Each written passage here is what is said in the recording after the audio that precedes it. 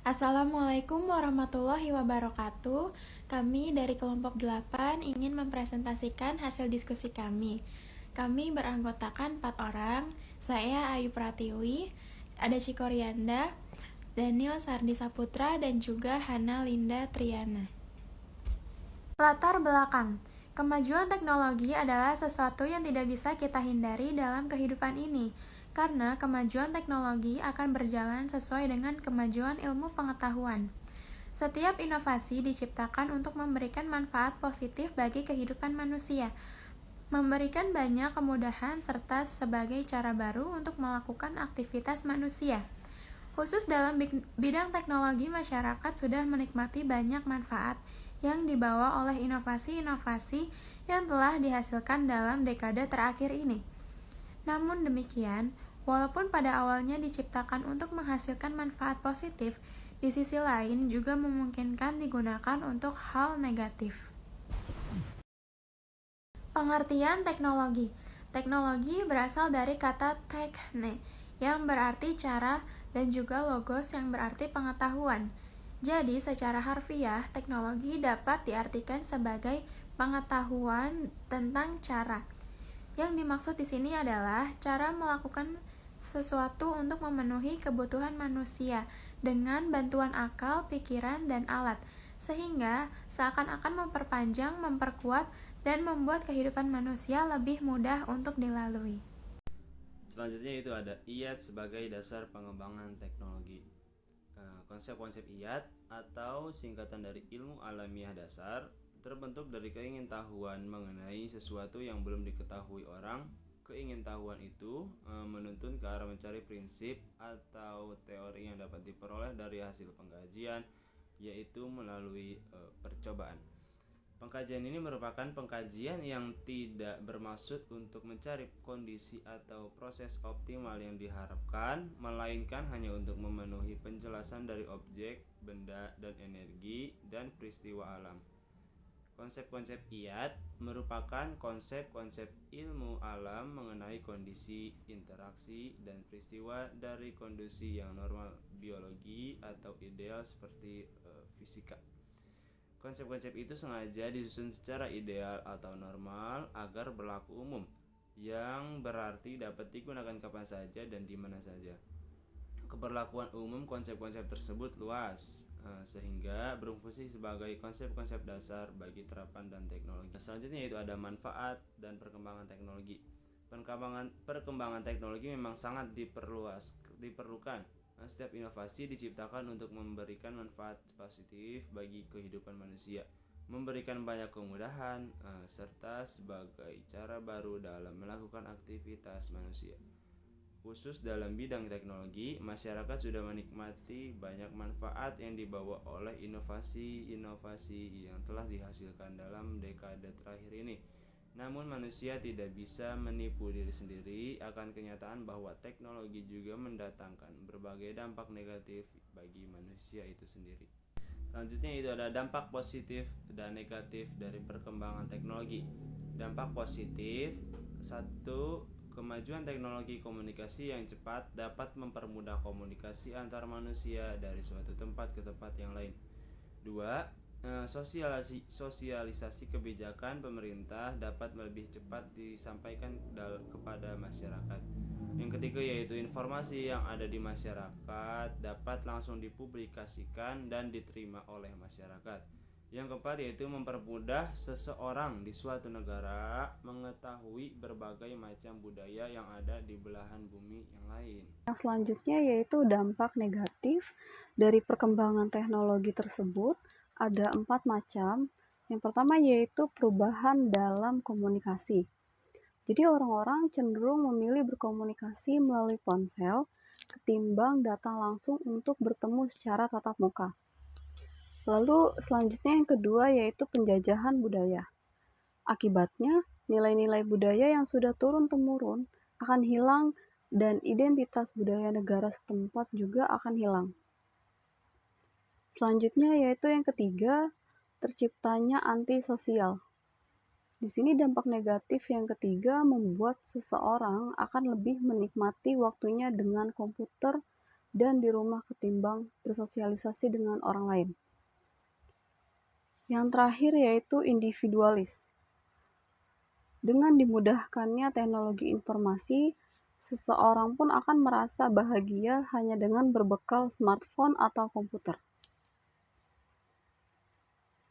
Oke, kita di sini melihat data diagram yang diambil dari BPS, Badan Pusat Statistik, proporsi remaja dan dewasa usia 15-59 tahun dengan keterampilan teknologi informasi dan komputer menurut provinsi yang ada di Indonesia.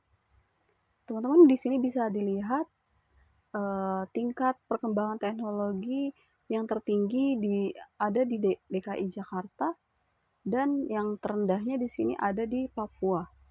Mari kita simak alasan kenapa tingkat di DKI Jakarta lebih tinggi dan Papua rendah untuk perkembangan teknologinya. Oke, kita bahas satu persatu.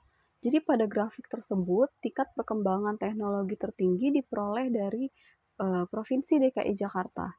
Sebanyak 84,32% warga DKI Jakarta telah menggunakan perangkat TIK berupa telepon genggam atau komputer. Sedangkan 73,46% telah mengakses internet dan kebutuhan akan perangkat teknologi informasi dan komunikasi seperti telepon genggam atau handphone dan komputer serta internet sudah menjadi bagian tak terpisahkan dari kehidupan masyarakat modern, tak terkecuali di ibu kota.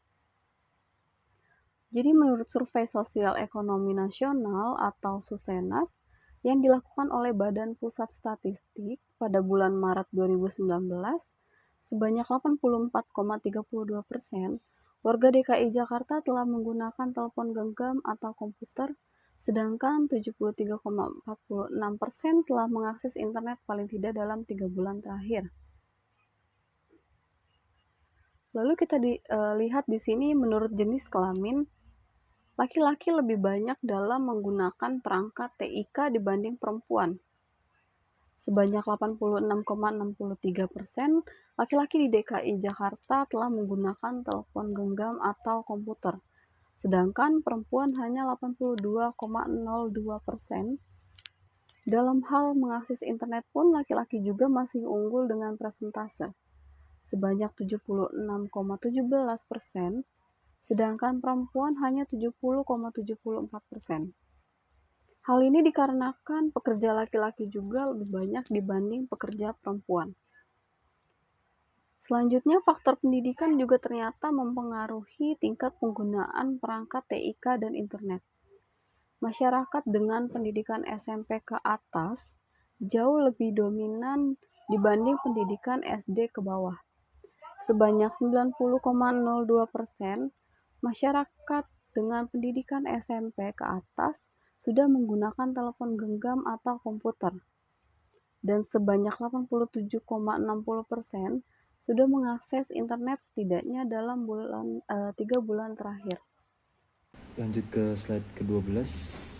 Di sini kita bisa melihat tingkat terendahnya diperoleh dari Provinsi Papua. Pada kasus pendidikan di Papua, pola pembelajarannya ini menyangkut cara belajar yang telah biasa dilakukan selama ini, yang masih menggunakan cara lama. Cara belajar anak-anak sekolah di Papua harusnya diperbarui lagi, supaya semakin canggih dan kemampuan mereka lebih inovatif, kreatif, dan juga kritis. Dengan begitu, diharapkan anak-anak itu bisa terus berkembang sebagai generasi yang memiliki kemampuan mencukupi untuk mengantisipasi era revolusi industri 4.0. Faktor selanjutnya yaitu menyangkut masalah teknis. Seperti diketahui, jaringan infrastruktur komunikasi di wilayah Papua belum sebagus di Pulau Jawa. Maka dari itu harus dilakukan pengembangan di berbagai daerah di sana. Kita lanjut di slide selanjutnya. Di sini kita bisa melihat cara lain yang bisa diterapkan atau lanjutannya, yaitu dengan menempatkan server offline di daerah itu. Namun, peralatan itu harus rajin diperiksa dan dipelihara oleh petugas. Tentunya akan cukup sulit karena antara lain menyangkut faktor geografis. Tentunya hal itu juga menimbulkan biaya yang cukup tinggi. Seiring berjalannya waktu, diharapkan teknologi itu semakin mudah dan kendala teknisi bisa diatasi. Di slide berikutnya, di sini kita bisa melihat tabel dari perubahan diagram provinsi remaja dan dewasa di usia rentang 15 sampai 59 tahun dengan keterampilan teknologi informasi dan komputer atau TIK. Menurut provinsi dalam persen. Lanjutnya, slide berikutnya. Di sini kita bisa melihat kendala pemanfaatan TIK di Indonesia. Yang pertama, sarana dan prasarana pendukung yang terbatas seperti komputer, laptop, dan infocus. Dan yang kedua, ketersediaan jaringan internet dan sinyal. Yang ketiga, kurangnya dukungan dari pemerintah untuk sekolah yang berada di daerah pelosok. Dan yang keempat, kendala ketersediaan listrik. Dan untuk yang terakhir atau yang kelima, di sini kurangnya pemahaman yang baik tentang manfaat potensi menggunakan TIK dalam mengajar. Mereka mungkin tidak memiliki motivasi untuk mengintegrasikan TIK dengan kegiatan pengajaran. Sekian presentasi dari kelompok kami, kurang lebihnya mohon maaf. Wassalamualaikum warahmatullahi wabarakatuh.